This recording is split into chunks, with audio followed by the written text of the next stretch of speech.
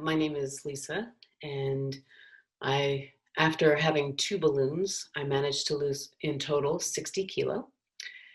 And I've been without a balloon now for, I think, 4 months. And it's going really well.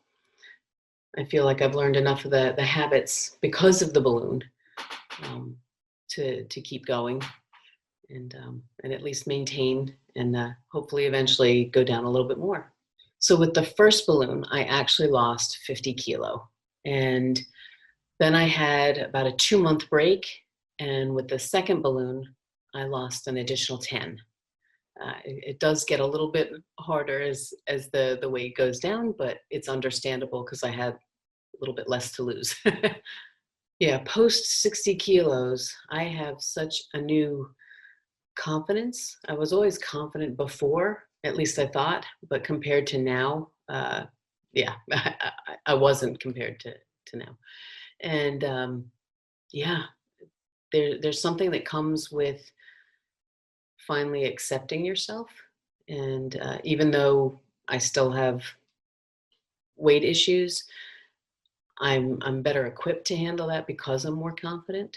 And yeah, I don't know, the things that are more open to me now, obviously the fitter I became, the more I could enjoy.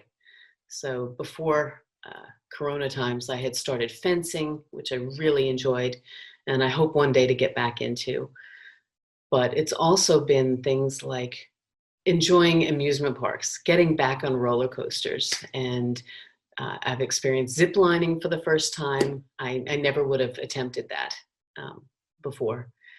And yeah, I'm out there, and I think it's easier. I jump up to do things now. I don't contemplate what am I going to do next. I just seem to spring into action. And I think it's a very clear benefit from losing so much weight. It really is worth it in my case. With this knee injury, I ended up putting on a couple of the kilos, but I know I can get them off once I start exercising again. I don't see, I see myself as this weight or less in a year. I can't imagine because of all the habits I've learned. I mean, when I look at food, I have a different relationship with food now. And I know that sounds maybe a little bit dramatic, but undergoing this, in those 4 months, you learn what's important. Okay, I need to get this protein in. I need to get some vegetables in. And even though, of course, I will always look at sweets and think, but now if I take one, I'm not sitting there trying to shovel it all in. I'm trying to savor it and enjoy this food. And that's why I say the relationship has changed.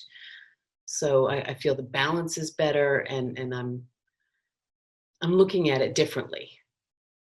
And I know that I think maybe the biggest thing for me is the realization, and it was never a conscious one, but I think subconsciously when I would overeat, it was like this feeling that I have to have this because it's right here, and I have to finish my plate, and I want to have all this taste, and I would just ignore that feeling of full. Now I know what full is, and I know what hunger is, and hunger, actually, that feeling of hunger, I've kind of grown to enjoy it. And I don't mean enjoy it as in I try and get hungry, but it's the signal that my body's working right. And that's a big deal, actually. And to feel a little bit of hunger is to know, okay, it is time for me to eat. And I'm going to choose something that's going to be beneficial.